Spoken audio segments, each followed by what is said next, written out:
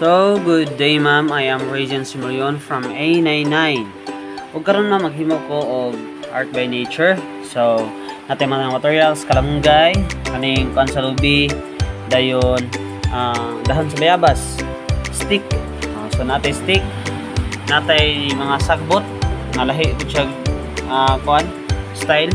Dayon, napod tay flowers o apil pod ang iyang mga dahon. So, natay cardboard nga 1/4 ug natay double-sided tape para pandikit. Akong buhatan doon is kanang art by nature nga forma og langgam nga nagbatong sa stick. Dayon, sugdan ako siya sa pag-sketch. So after nato mabuhat ang pag-sketch, so nana ko i-sketch ko rin. So halak lang siya, lapis ra gamit. Dayon, pag mahuman ang sketch, magsugod na tao pangpilit sa mga dahon para pormahan din nato, para maporma na siya og bird. So mo ni akong gitungagan og line para sketch. Dayon nag-start na din kog pikit-pikit sa iyahang sa mga dahon. So nagsugod ko sa bik sa langgam. Pagkahuman nagkuha na po day kog bato ana para ibuhatong mata.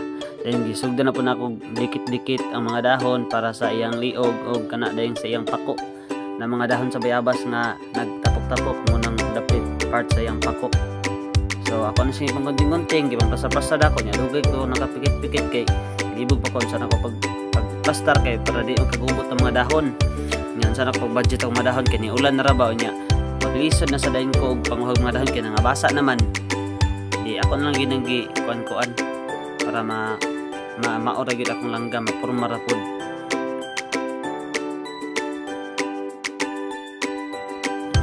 So mao to pagkataon ako ni sige paspasan pang pikit-pikit kay para gid madali na ako man ang langgam. Dayon wala po ko nagmahay nga double-sided tape akong gamit kay gid siya kay kung glue basa man so dili kay mo pikit largo ang mga dahon or kang bakha kanang mag sunog-sunog baka kung stick glue pero kung double-sided pilit lang nimo din pilit na ka mga dahon. So akong gibuhat diha akong gamit ng mga gagmay diha nga dahon sa bayabas kay para dapat siyang liog kanang gagmay nga balahibo din. Butangan na po din ako bulak dapat yung ulo kay para napoy color na yung mga balahibo kunuhay sa iyang ulo. Then hinhinigid ko na pamutang kay basig maigo yung mata ba niya matangtang ng bato nga kanang gibutang sa iyang mata. Dahil na po kita naon. So karon ako dahil sige pala sa bastar kay para nga masigo ako mga dahon niya. Masada po siya kay kung mapusobrahan na po pikit-pikit sa mga dahon, lain na sa kayo kay mabagnot ang imong langgam, dili makita ang iyang view. No, ug kana gipapasan ako na kay lipay na kay para makita na gid ako nga langgam na gid iyang porma.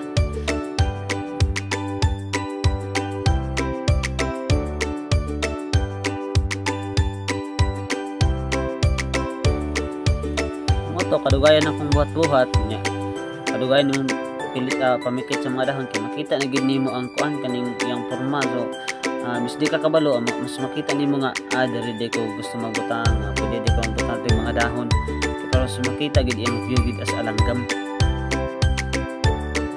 Di mo to sa wala madugay gi pangharos na pud nako ang mga kamunggay kay para nga ipangtaod na sa nako. So ako sa plaster kung saan ako pagtaod nya nakita man ako ng kahoy sa kamunggay nya marag perfect gid kay bahatong tiil kay mo gid akong plano ganiya nga kamunggay di nara gid ako na gid nagibutang patong na ako sa kanang stick bahalag wala pa si lawas basta kinanay tiil.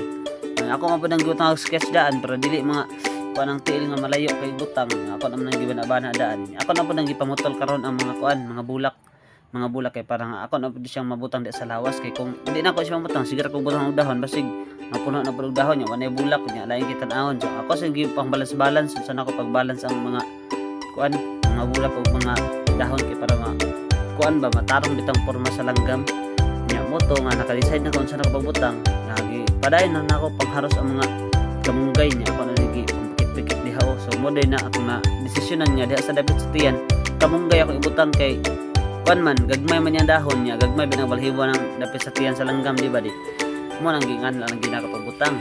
So ako mga bulak ako ibutang dapit sa iyang pako kanang ubos bitaw sa pako kanang sa likod dapit kay mo man gasagara mga colorful gud nga part sa langgam. So gingan nako. So ani nga time na human na ang langgam marag na porma na kulang na rag ikog diri na ikog dayon. Kapadayon dingin diri nga mga dahon para nga dumag sa iyong design. So mao to, pagkadugayan ng bagong dahon kay bati itong mga dahon ay kung ikog kung bayabas niya pibutang sa ikog kay mga dagko man to niya lapad kayo mo to nangita kog mga sagbot sa kilid nakita po kaning gagmay kanang murag dahon sa mais. Perfect po kayo siya nga ikuan ikanang ikog-ikog ni angay po sa langgam. Di balag mo lapas sa kuan papel kay okay naman siya kay di man sa nato ipilit ang tumoy. Ang kanira man sang duol. Ni butangan na nako na mga ikog-ikog dayon nang hanap dito ko mga udlot sa bayabas kay ang gagmay bitaw nga dahon kay para ako pamikit bitaw dira sa kuan ingana para palibot sa langgam ba. So na kung gitan-aw da ng view akong sukod-sukod kay para nga manabana ko pila ka buok kay kung magdikit-dikit pwede pong laina. Kung lagi sa kay lain sa kayo mo na nga ako nang gipangpanan. Dayon pag human naggunting na sa kuan kanang double sided tape para nga kuan ana ako ni pamikit ang mga dahon. Nakalisod lang ko ana kay basa ang gud ang dahon kini ulan man gud niya.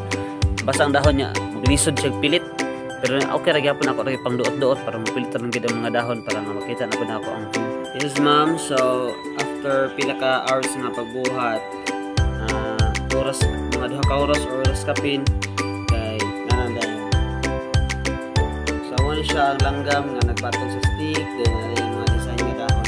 Mara to ma'am, thank you.